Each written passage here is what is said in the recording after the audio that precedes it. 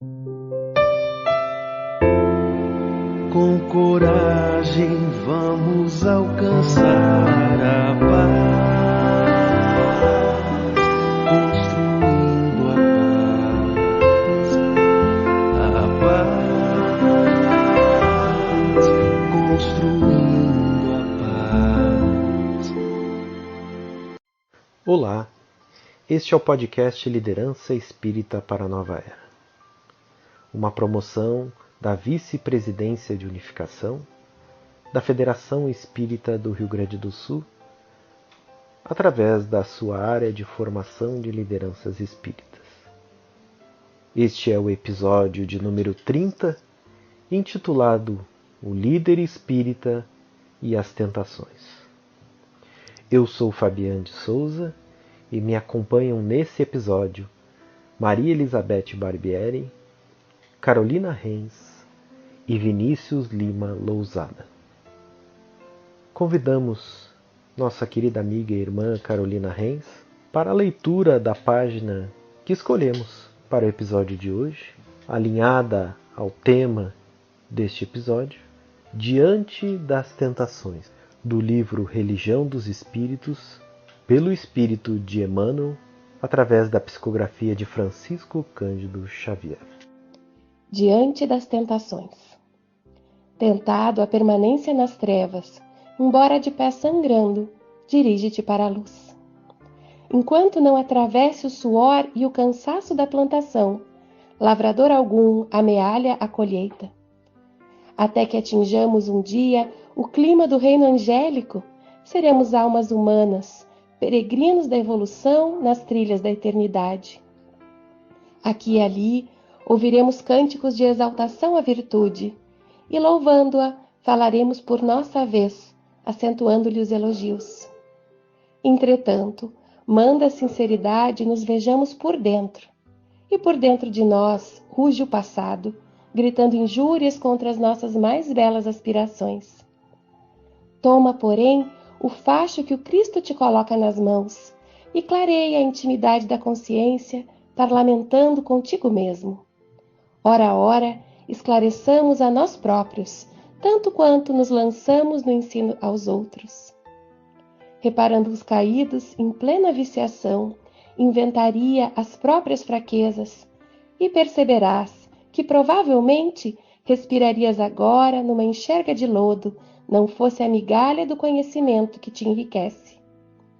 Diante dos que se desvairam na crítica, observa a facilidade com que te entregas aos julgamentos irrefletidos e pondera que serias igualmente compelido ao braseiro da crueldade, não fosse algum ligeiro dístico da prudência que consegues mentalizar. À frente daqueles que se envileceram na carruagem do ouro ou da influência política, recorda quantas vezes a vaidade te procura, por dia, nos recessos do coração, e reconhecerás que também forçarias as portas da fortuna e do poder, caso não fosse o leve fio de responsabilidade que te frena os impulsos. Analisando os que sofrem na tela da obsessão, pensa nos reiterados enganos a que te arrojas e compreenderás que ainda hoje chorarias nas angústias do manicômio, não fosse a pequenina faixa de serviço no bem a que te afeiçoas. Perante os companheiros atolados no crime, anota a agressividade que ainda trazes contigo e concluirás que talvez estivesses na penitenciária, amargando a aflitiva sentença, não fosse o raínculo de oração que acendes na própria alma. E as lutas que te marcam a rota assinalam também o campo de serviço em que ainda estagias, junto aos desencarnados da nossa esfera de ação. Situemo-nos no lugar dos que erram e nosso raciocínio descansará no abrigo do entendimento. Nenhum lidador vinculado à terra se encontra integralmente livre das tendências inferiores. Todos nós, ante a sublimidade do Cristo, somos almas em libertação gradativa, buscando a vitória sobre nós mesmos. E se a estrada para semelhante triunfo se chama caridade constante para com os outros, o primeiro passo de cada dia chama-se compaixão. Sejam muito bem-vindos, meus amigos que nos acompanham nesse episódio. Beth Barbieri, Vinícius Lima Lousada, Carolina Reis. Que vocês possam, nesse momento, nos trazer as saudações iniciais. Queremos abraçar a todos. É sempre um momento muito especial quando nos reunimos para tratarmos sobre esse magno tema que é a liderança, e hoje em especial uma temática que nos toca o coração, pois que se trata da nossa envergadura moral, do nosso treino diário para adquirirmos consistência a fim de prosseguirmos desempenhando o nosso trabalho como Cristo, buscando caminhos, superando as nossas dificuldades, as nossas humanas deficiências. Nós que peregrinamos por esta senda de evolução, como lideranças que somos, porque exercemos influência nos processos educativos nos quais estamos inseridos. Que este momento, pois, de reflexões, de lembrarmos os ensinos de Jesus, seja para o líder um poço de Jacó, onde nós vamos bebendo a água do Evangelho e assim criando musculatura para o enfrentamento das tentações que são diuturnas, que nos espreitam. E como diz a bela mensagem lida no início, nenhum lidador vinculado à Terra se encontra integralmente livre das tendências inferiores. Este é um reconhecimento que precisamos fazer, porque quando nos olhamos na nossa verdadeira essência, reconhecemos as nossas fragilidades, o quanto nós ainda temos a vencer dos nossos vícios, mais próximos da superação dos desafios, nós nos posicionamos. Então, venham conosco nessa esteira de aprendizado, porque, afinal de contas, aprender também é uma luta que nós travamos diuturnamente no nosso cotidiano, na nossa senda evolutiva. Olá, amigos e amigas que acompanham conosco as reflexões desse podcast, que têm estudado conosco a liderança espírita, para que ela seja um instrumento de renovação nas nossas trajetórias e que possa anunciar nas lides espíritas a nova era que temos buscado. Estamos muito contentes em mais uma oportunidade de estudarmos juntos, de refletirmos, de permitirmos e escolhermos nas nossas vidas a liderança como um caminho para servirmos ao nosso amado Mestre Jesus. Olá, meus amigos, companheiros de podcast, Fabian, Carolina, Maria Elizabeth. Que bom que estamos juntos refletindo sobre esse tema, o líder espírita e as tentações. Saudamos também os companheiros que nos acompanham pelas mídias da nossa Fergas. Tenhamos aí uma excelente reflexão pertinente ao trabalho que compete a cada um de nós.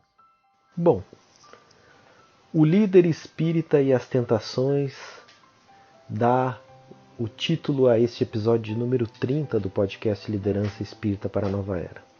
Este é o mesmo título do capítulo 10º do livro O Líder Espírita, volume 1. O Líder Espírita e as Tentações.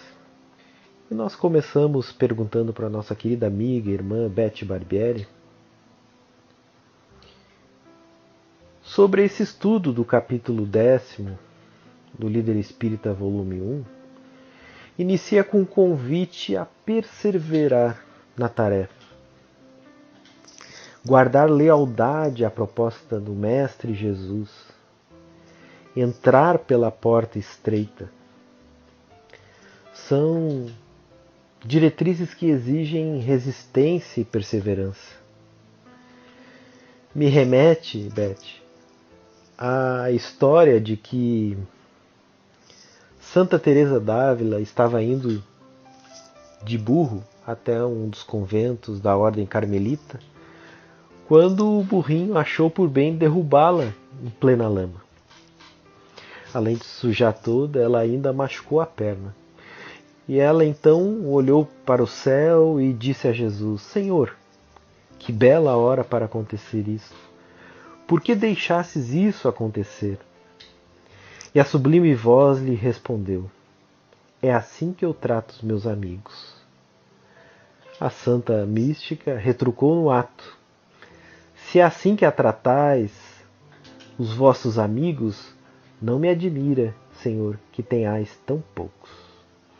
Então, amiga Beth, te pergunto, o que leva muitos de nós a essa falsa impressão de que, mesmo nas lides espíritas cristãs, estaremos isentos das provas e testemunhos?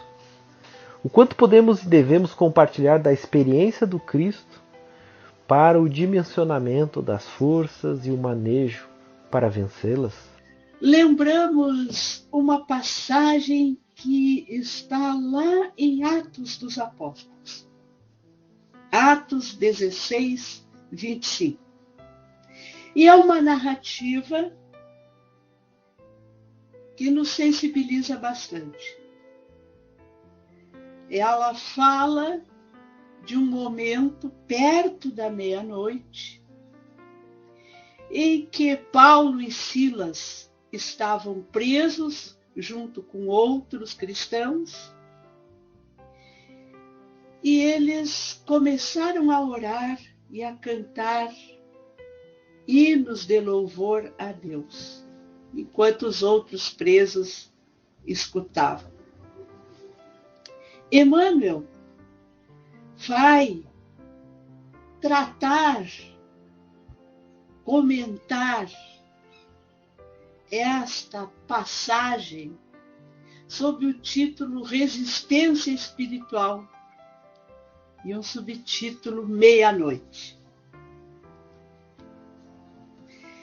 E ali o benfeitor amigo, ele vai dizendo que esse momento se reveste de um grande simbolismo, porque é uma atitude de Paulo em um momento difícil, em meio à escuridão, às trevas da prisão.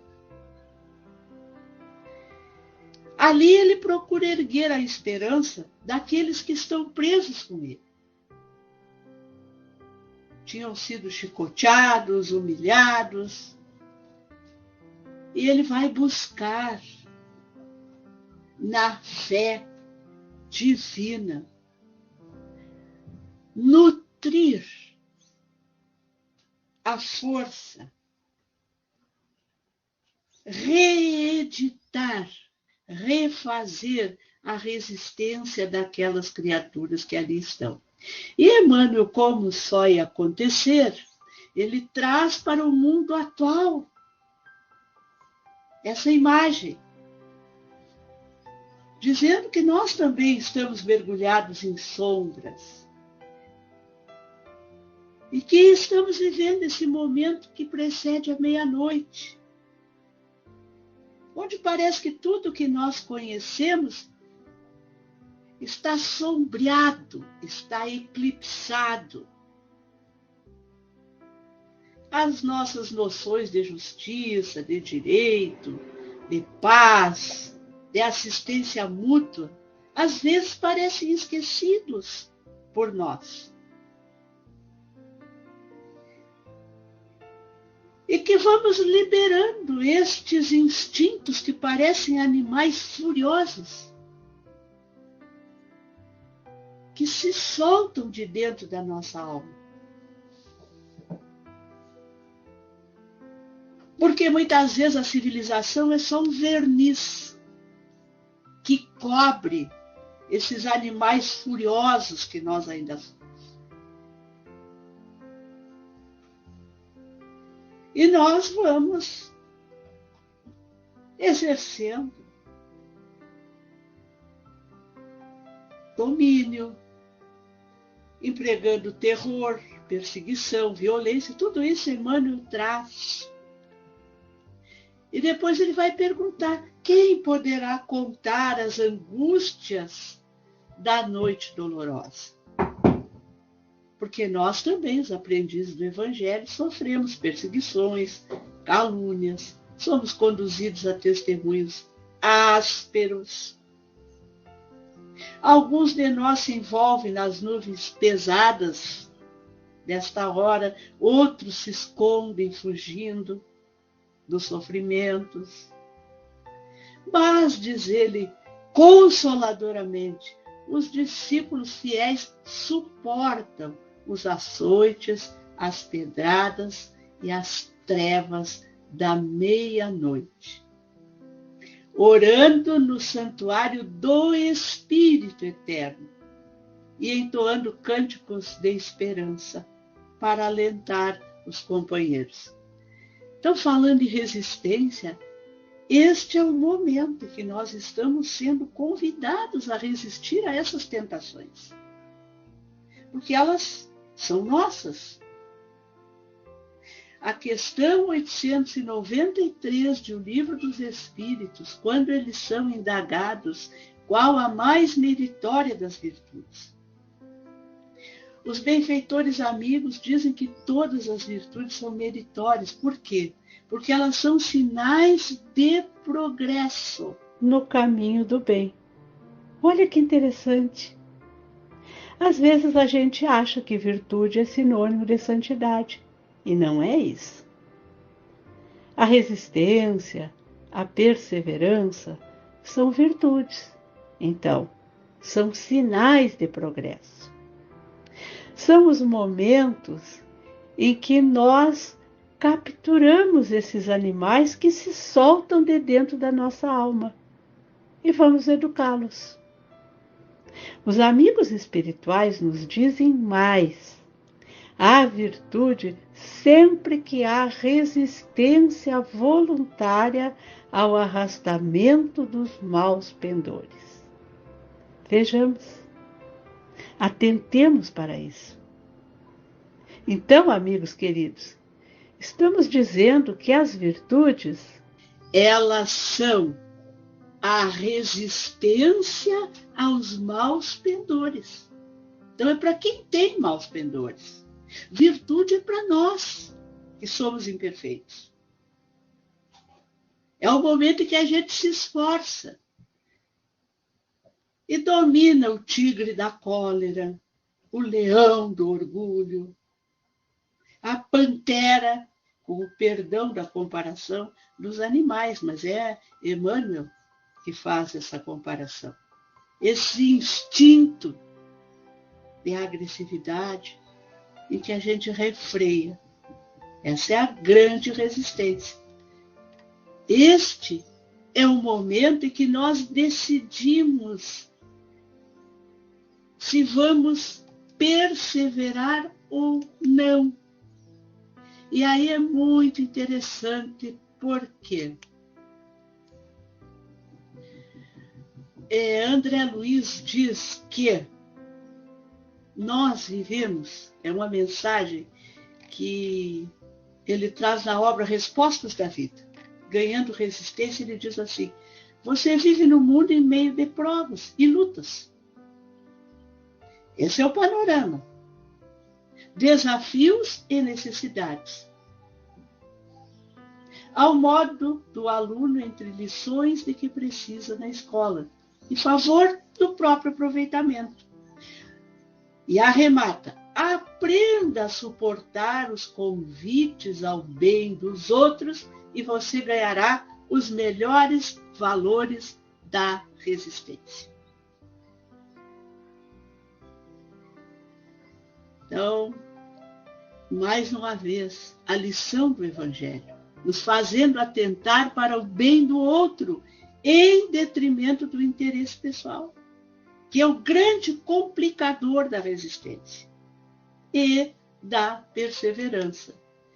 E é interessante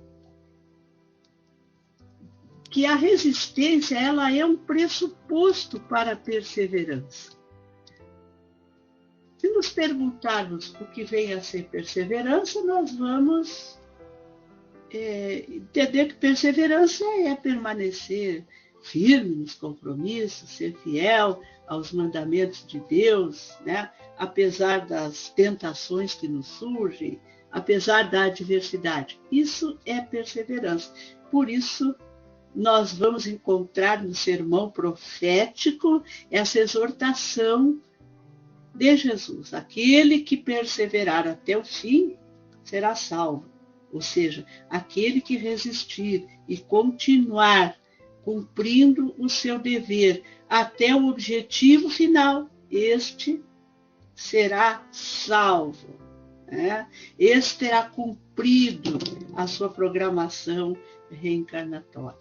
Então, são muitas as lições que nós podemos retirar dessas duas virtudes trazidas aí, e que são virtudes fundamentais para que a liderança dê conta das muitas tentações que as espreitam.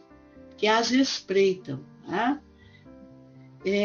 Lembro também de uma outra frase de Emmanuel, em uma mensagem que se chama Perseverar, e que ele comenta exatamente essa passagem do discurso escatológico, ou do sermão profético, como preferirmos, que ele diz que todas as vitórias da criatura humana, elas são frutos substanciosos da perseverança.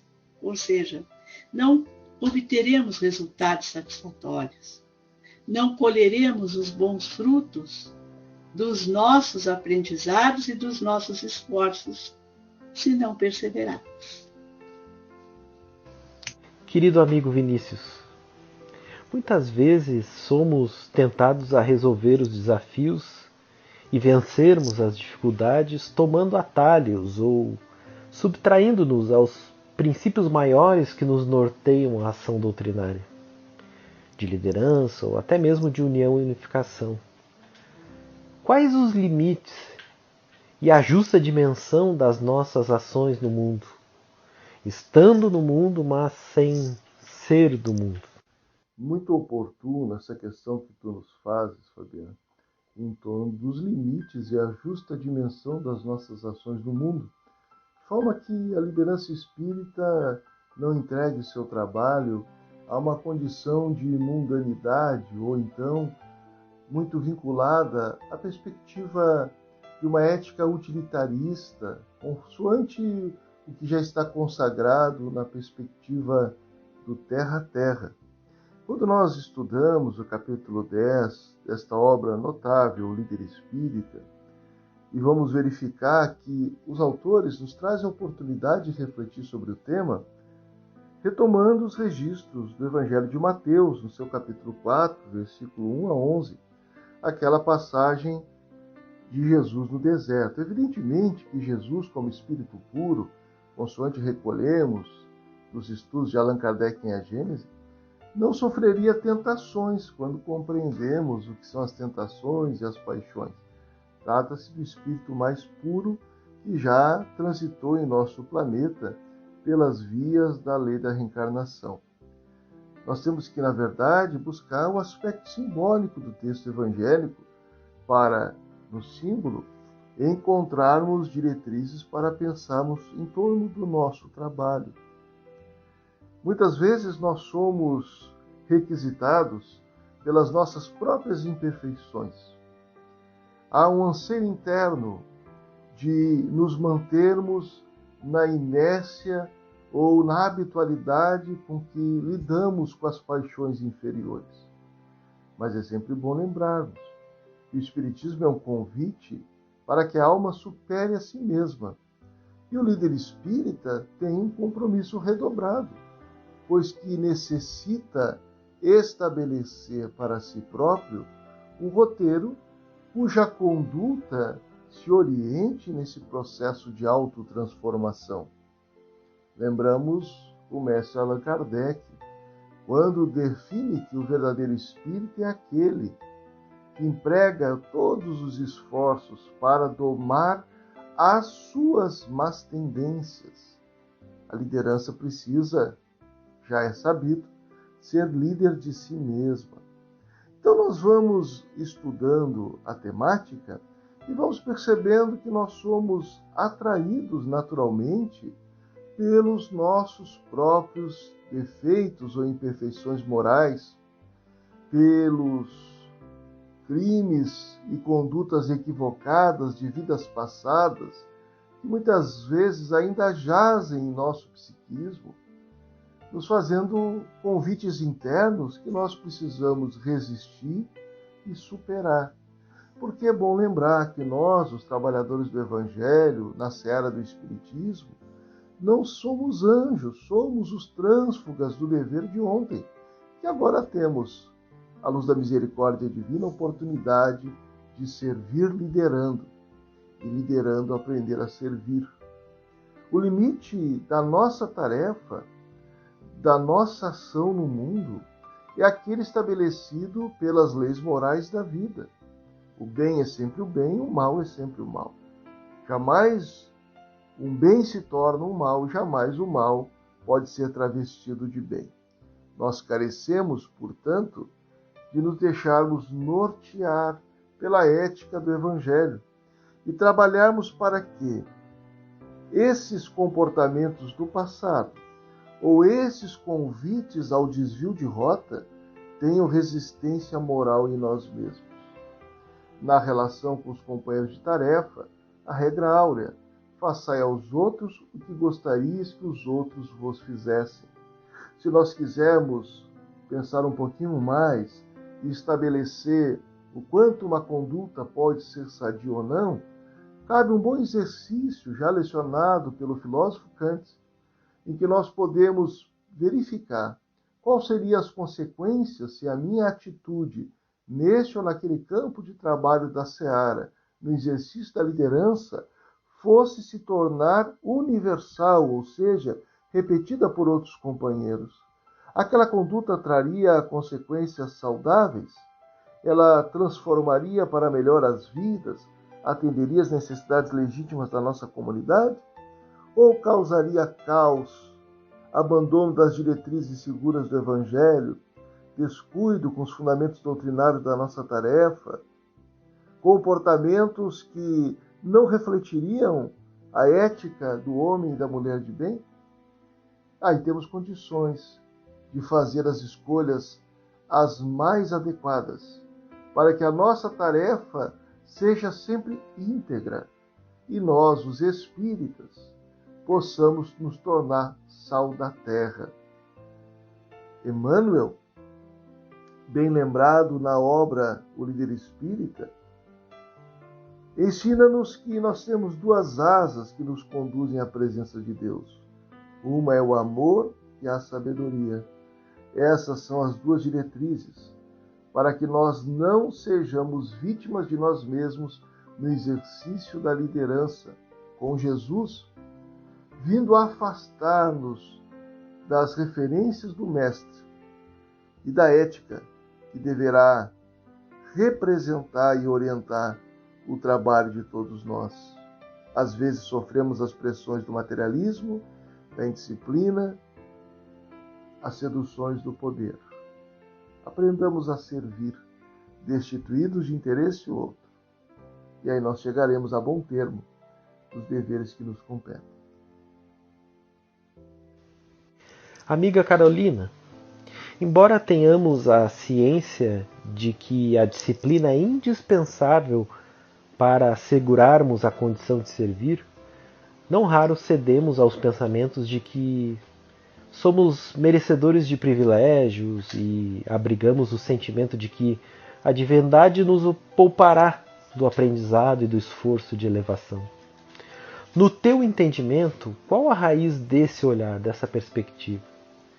E como a disciplina do esforço constante de capacitação e aprimoramento do exercício da liderança contribuem para romper esse paradigma e alicerçar os líderes em bases mais sólidas de suporte ao assédio dessas tentações?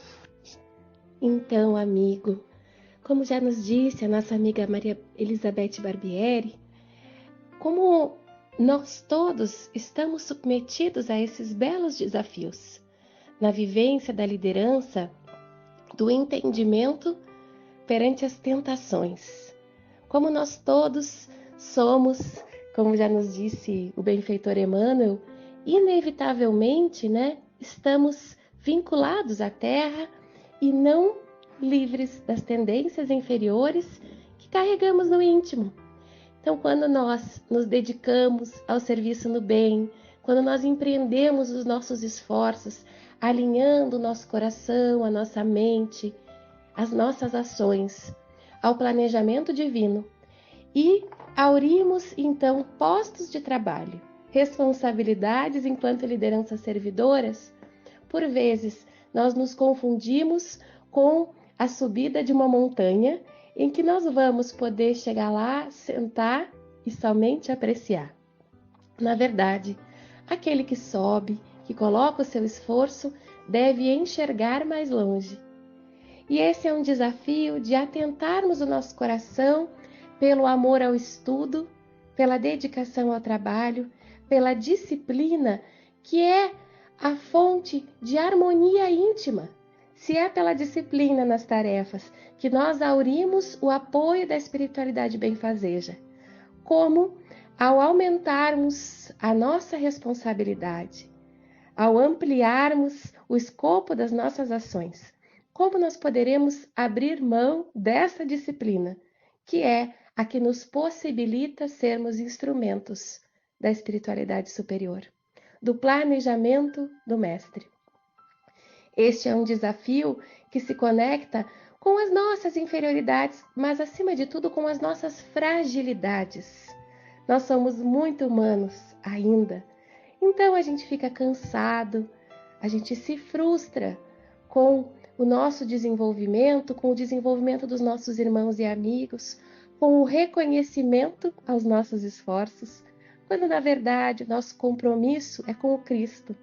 Mas trabalhamos juntos uns dos outros e devemos nos amparar, nos ombrear, mas a liderança precisa abrir mão desse retorno, dessa validação que por muitas vezes nós estamos esperando nas tarefas em que nos vinculamos, ou se não estamos esperando, nos damos conta após o trabalho, no desenvolvimento da tarefa, que ainda necessitamos dela.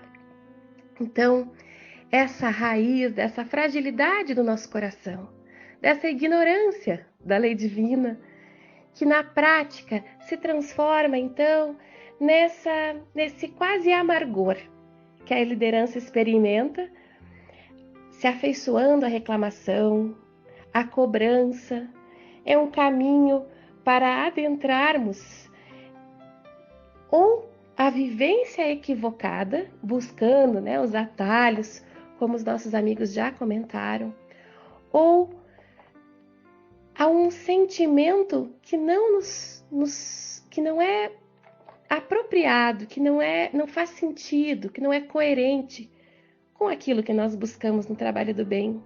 Se o nosso mestre doou-se integralmente, sem esperar resposta, a gente pode sentir as nossas dores ao longo do caminho, lamber as nossas feridas quando for necessário, mas nós não podemos nos desguardar daquilo que entendemos como indispensável para as tarefas. Então, esse exercício de disciplina constante é indispensável para tudo que fizermos. A rotina é o que primeiro se fragiliza numa ação que nós estejamos desenvolvendo. Nós temos uma organização, uma vez deixamos de fazer, 2 vezes, sempre por razões muito justas, muito tranquilas, e quando nos damos por conta, já não temos o registro, já não temos a organização dos horários, já não estamos atendendo a contento aquilo que nos propomos. Então, a atenção, a disciplina, disciplina, disciplina, disciplina, que nos foi apresentada pelo mentor do nosso querido médium Francisco Cândido Xavier. E aí todos nós podemos excusar que não somos o Chico, que não temos as suas condições de vida, de mediunidade, de aparelho mediúnico, né?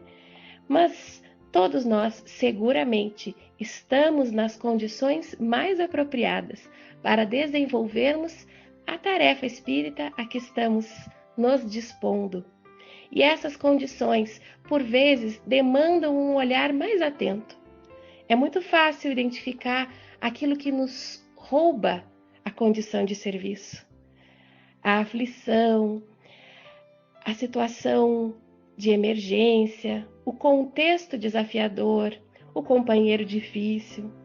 E quantas serão as facilidades, as organizações que se deram no nosso planejamento reencarnatório que nos permitiram acolher o trabalho, que nos prepararam para esses desafios.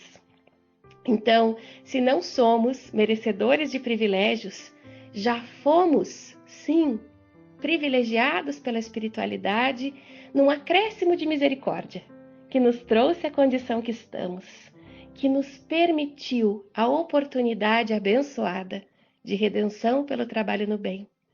E que belo exercício, não é, amigos? Buscarmos forças a cada dia para que a nossa ação disciplinada, organizada, atenta, seja suficiente para atender a espiritualidade na sua organização maior e para que, certamente, encontremos as forças, os recursos espirituais, os recursos de companheiros do trabalho, as fontes que vão nutrir-nos para dar desenvolvimento a todas as nossas ações. Esse é um belo exercício e se nós atentarmos quando os desafios surgirem, quando nós parecermos menores do que as montanhas que precisamos vencer, se nós atentarmos para o que estamos fazendo, como estamos fazendo, provavelmente as respostas estarão ali. Será que nós não estamos fazendo sempre as mesmas coisas esperando resultados diferentes? Estamos buscando, e a prece ela é valiosa, a gente ter condições de falar com a espiritualidade, de abrir o nosso coração, de pedir auxílio. Mas o auxílio não que coloca a solução, que abrevia a prova, que traz um recurso que não é condizente com a nossa envergadura, com a nossa autoridade moral, mas sim a prece que nos fortalece a encontrar as soluções, a darmos aquilo que é necessário ainda para o desenvolvimento do trabalho, para agregarmos os elementos que faltam para o êxito da jornada. E para isso precisamos acrescentar, trabalhamos juntos, trabalhamos em constante aprimoramento.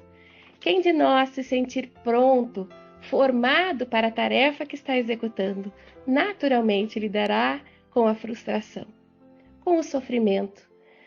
Nós estamos sempre a caminho. Cada desafio nos prepara para dar mais e para servir melhor, para integrarmos a caravana do Mestre em condições de maiores desafios.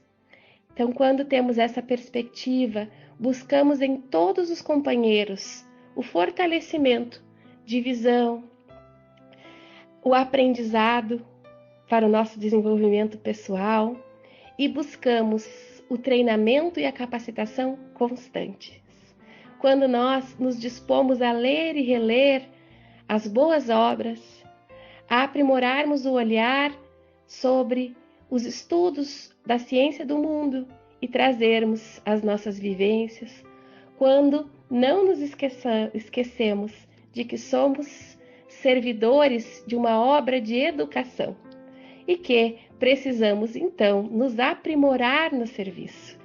Podemos enxergar com outros olhos os desafios e, ao invés de buscarmos privilégios, talvez um dia seremos aqueles que agradeceremos o companheiro difícil, a situação por vezes desesperadora, o contexto que não atende à minha necessidade de reconhecimento, a facilidade que não veio.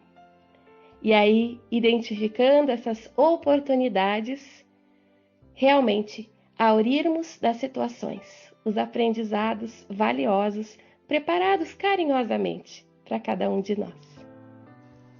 Beth, os autores do livro Líder Espírita Volume 1, em seu capítulo 10, o Líder Espírita e as Tentações, nos asseveram, entre aspas, porém a maior e mais difícil das tentações em um mundo que cultua o ter é sem dúvida a terceira delas relatada pelo evangelista. Novamente o diabo levou a um monte muito alto e mostrou-lhe todos os reinos do mundo e a glória deles.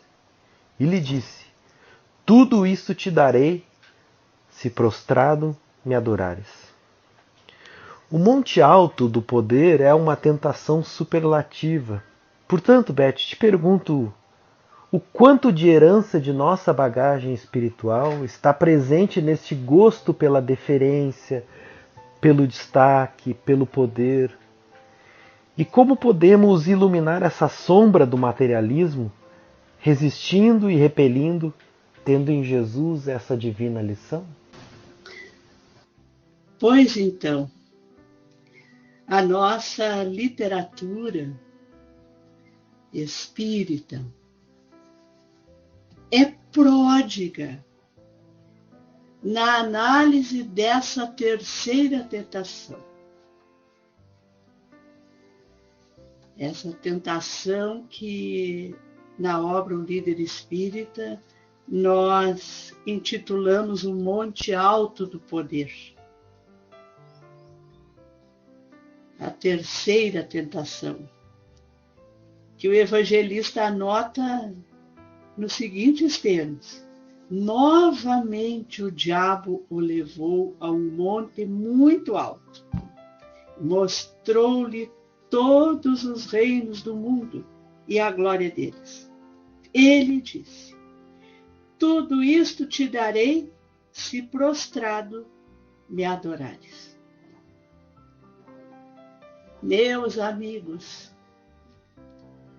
e amigas, neste mundo do ter onde nós estamos mergulhados, onde as fronteiras do necessário e do supérfluo se elastecem com uma facilidade incrível,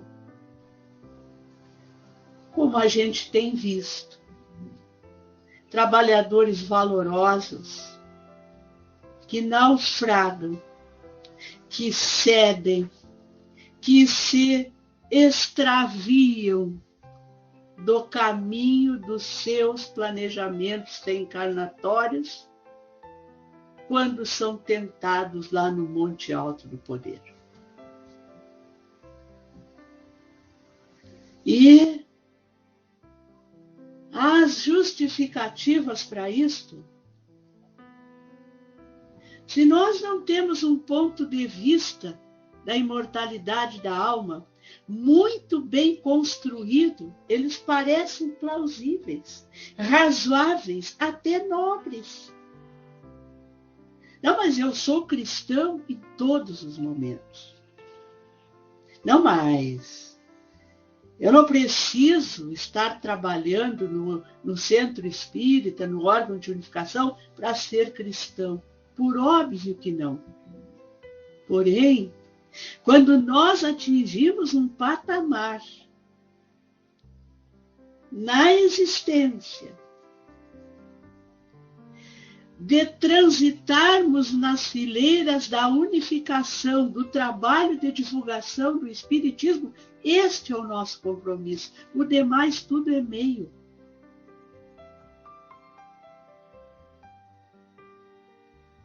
Mas aí, como o diabo, aquele que desune, a tentação, ela fez o convite, e ela sempre faz o convite incensando aqueles animais que você traz da arrogância, do esnobismo, que você vai dar tantos outros nomes, eu vou dar os nomes que quiser. Mas no fundo é isso, a vaidade, o desejo do aplauso, o comodismo, o conforto material. Ele vai te mostrar todos esses reinos. E não raro você vai ceder, sim. Porque, afinal de contas, isso é uma tentação imensa, que ela pode se dar com consequências nos dois extremos. Ou você desiste e vai perseguir os poderes materiais, ou você se afeiçoa e transforma o teu propósito de liderança servidora em despotismo. Tem duas portas de saída essa tentação. E às vezes a gente vai ver como nós consignamos ali na obra O Líder Espírita, lideranças que foram vencidas pela visão de poder e se convertem em déspotas, eternizando-se nos cargos, sufocando novas lideranças, impedindo o avanço, o progresso das suas instituições. Ou então, a gente se desvincula do propósito existencial, que é a divulgação do Consolador através do trabalho no bem. E fraturamos um esforço que é vital para a nossa evolução como espíritos imortais, que é a disciplina. Por isso, Emmanuel pontuou a Francisco Cândido Xavier no início da sua tarefa: disciplina, disciplina e disciplina. São 3 degraus. Não é uma repetição pura e simples de um termo.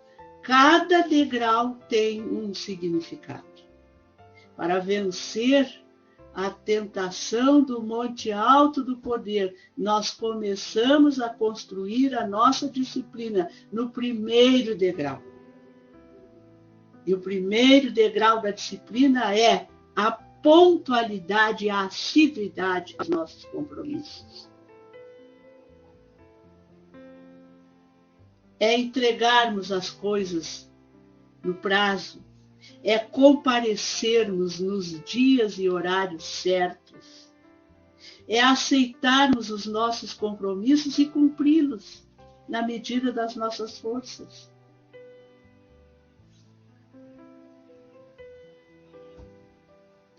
É buscar caminhos que nos mantenham no trabalho. Isso é assiduidade e disciplina e pontualidade. Porque é isso que nos propõe e nos guinda a galgarmos o segundo degrau da disciplina, que é a transformação moral. Que é a educação, a transformação daqueles instintos que viraram sensações no caminho da edificação dos sentimentos. É a transformação moral que vai nos desvincular da sedução. Estou usando os termos que estão no Novo Testamento. Da sedução do demônio, que é a tentação, que é aquele que desune e que está dentro de nós. Está dentro de nós. Hoje nós temos muitos discursos que colocam anestésico nas nossas feridas, mas que não as curam.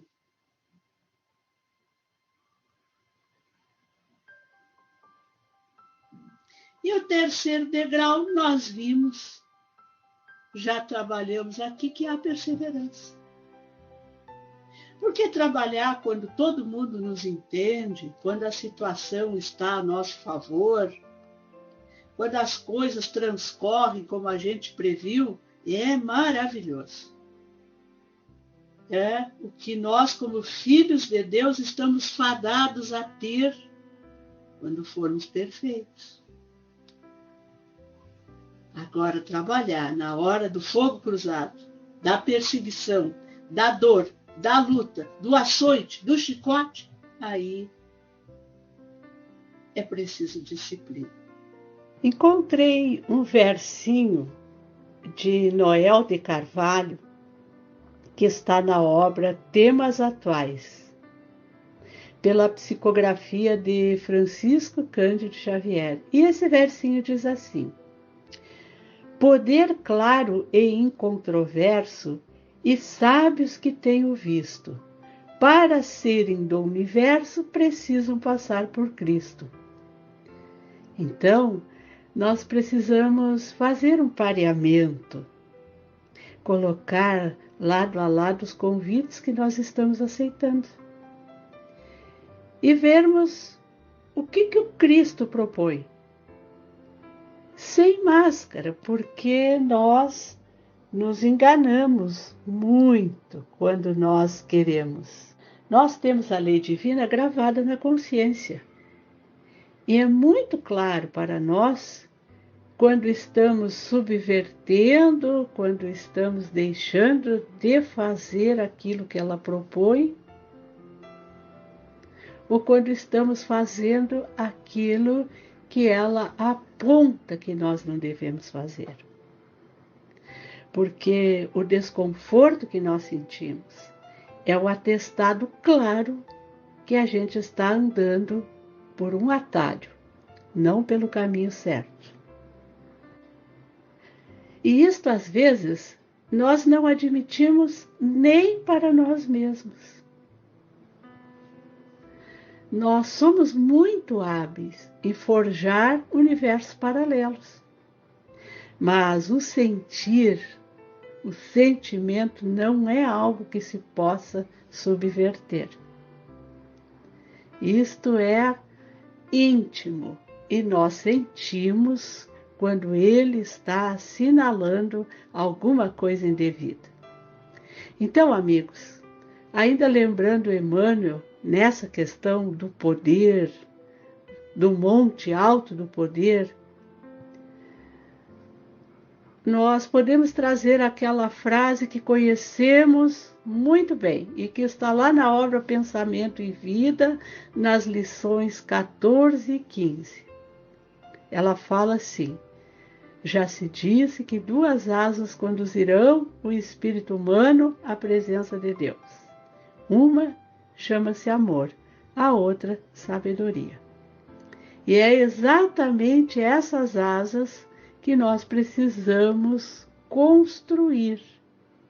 É isso que deve nos levar ao monte alto do poder, porque aí nós escolheremos. Desejamos encerrar aí com a outra mensagem do nosso querido Emmanuel, né, sobre o poder que ele diz: peçamos ao Senhor o poder de amar sem reclamações, de servir sem recompensa, de compreender sem exigir compreensão para nós, de obedecer aos sublimes desígnios,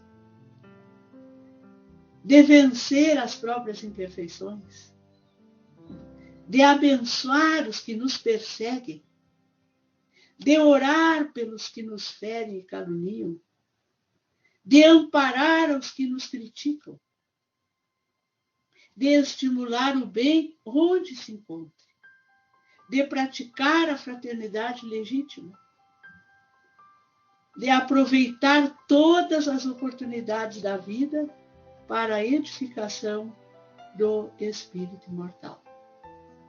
E me parece que empenhados e envolvidos com esses poderes aí, acho que diabo nenhum tem chance com a gente, não é mesmo?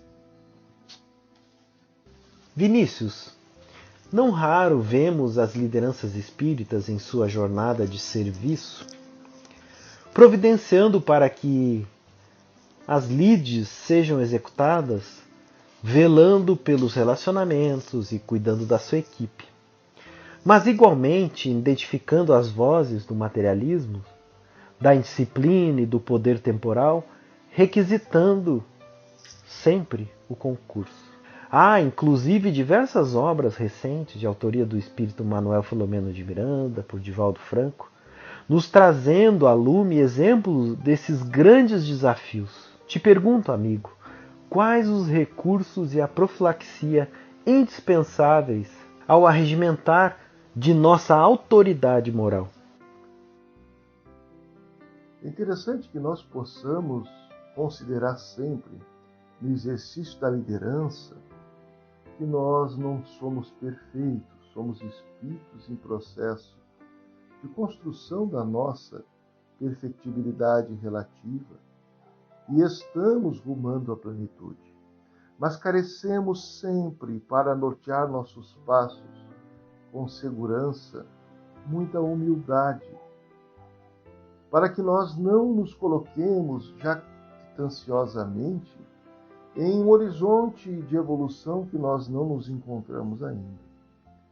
Somos espíritos em luta de renovação, onde o trabalho da liderança espírita nos dá ensejo de olhar para nós mesmos com mais atenção, valorizarmos a presente reencarnação e aprendermos a sermos servos uns dos outros.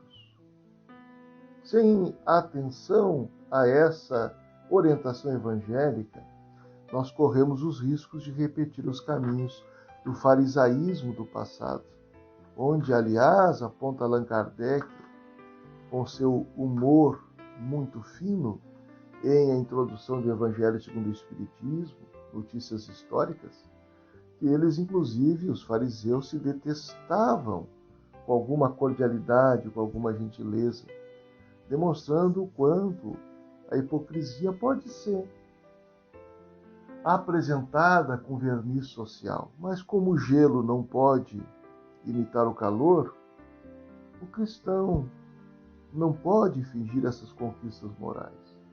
Deverá trabalhar para obtê-las.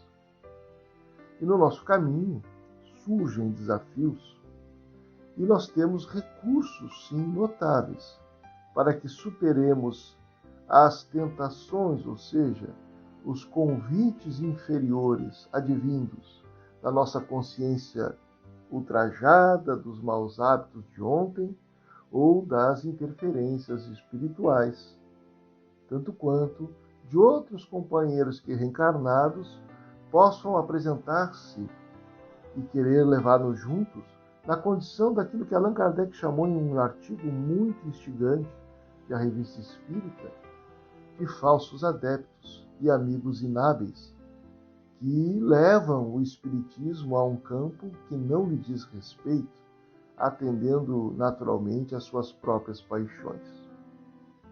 Dessa forma, nós temos como recurso a oração, a vigilância, a ação no bem, a habitualidade do trabalho em equipe para que aprendamos a recolher feedbacks, para que testemos a nossa humildade, desenvolvendo as nossas ações no ritmo e nas condições da equipe de trabalho que vai num crescente se aperfeiçoando em conjunto.